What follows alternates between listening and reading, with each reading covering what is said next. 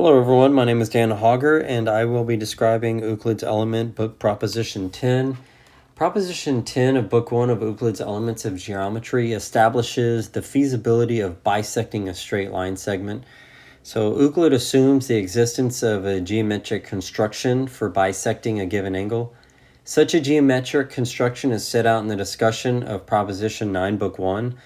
Euclid also assumes the existence of a geometric construction for constructing an equilateral triangle on a straight line segment.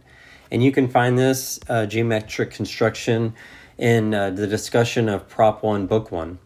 Now, we need to let the given straight line segment be the line AB. So we'll come over here and we'll draw a line, and then we'll label it with A, and then we'll come over here and figure out with B. So we have line segment AB. Now it is required to bisect this line segment. So in order to achieve this, one would construct an equilateral triangle, ABC, which has the line segment AB as one of its sides. So in order to make this line segment into an equilateral triangle, we bring the line and make it a triangle, and then we label the top C. So we have ABC. Now, one then bisects that angle of this equilateral triangle at the vertex C at the top, thereby constructing a line segment down CD, joining the vertex of C to the point D on the given line segment AB. So what we'll do here is we'll bring our line from C all the way down to the line segment AB and label it D. Now, this ensures that the angles AC and D, ACD, is equal to BCD.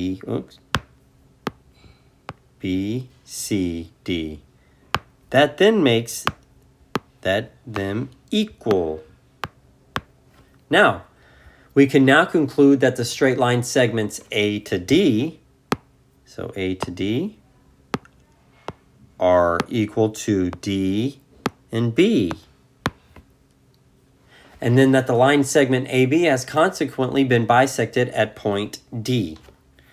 Another example here, it can look a little daunting at first from Proposition 10, but it's actually, this method for bisecting lines takes less actual work than it appears to. It essentially is no more than the double equilateral triangle. And what we'll start with is we'll let the AB be a straight line segment, which one is required to bisect. So here you'll see from line A to B, this is the line that has to be bisected. So as in construction that Euclid discussed in his account, Prop 1 and Book 1 of the Elements, one would draw two circles. So what we'll do is I'll show you two circles. We have one here, and then the second one will be right here, clearly.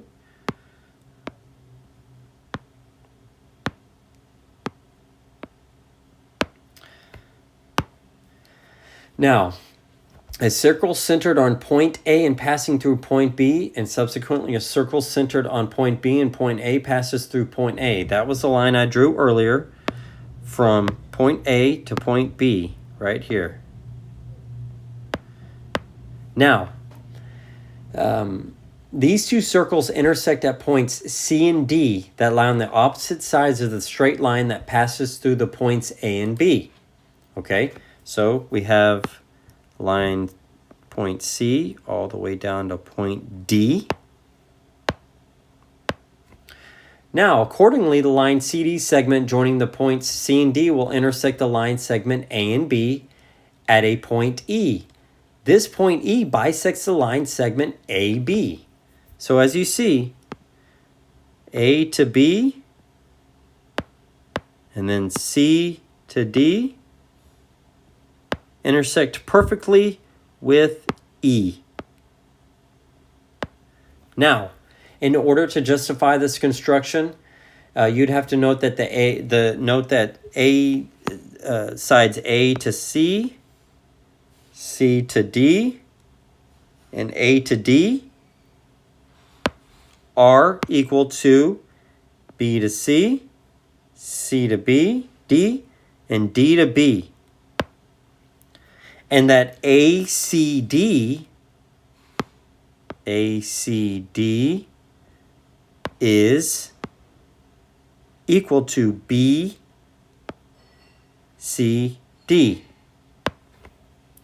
Now, we can conclude that the line segments A and E and B and E are equal in length. This establishes that the line segment AB is bisected at the point E as required. Now, a real life example of this would be hanging a picture frame.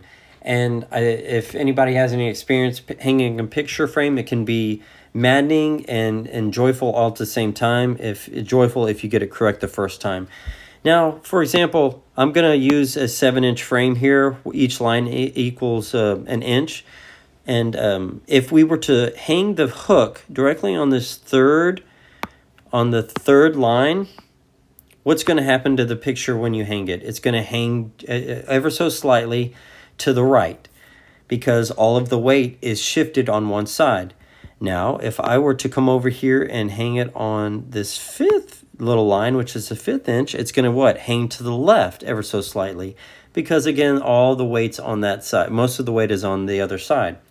But if I were to measure it correctly, like Euclid did in Prop 10, I'd put it in line 4 and show that once you put it on that hook, it hangs up perfectly in a straight line, thus making you happy and hanging up a picture frame. Thank you for listening to me and have a good evening.